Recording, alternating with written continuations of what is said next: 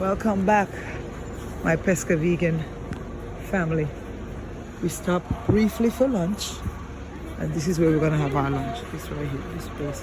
It says it's an organic retreat, so I hope the lunch is very healthy. You could have a destination wedding here, Lou. You pay for it. Let me catch a little nature from above. It is so beautiful.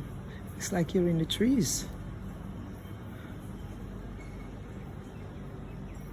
Wow. What is that? Is it something that you pour? You missed it, man. You got it. You got it. That's good. How to make everything, and then he literally showed you the exact spice to put in there. Oh, good, I because showed you how to do it. yeah, because you're always cooking Indian food, so that's good for you. It's good, you know. Hey, look, I'm like in the top of the tree. What is this would be called? Like the canopy? Yeah, the canopy. I think it's the canopy. Yeah, it's like I'm in the top of the tree.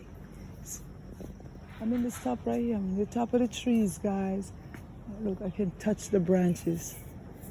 I'm in the top of the trees, and then all the way down there is the floor, the forest floor. Look at this. I can touch these trees, the top. Take a picture.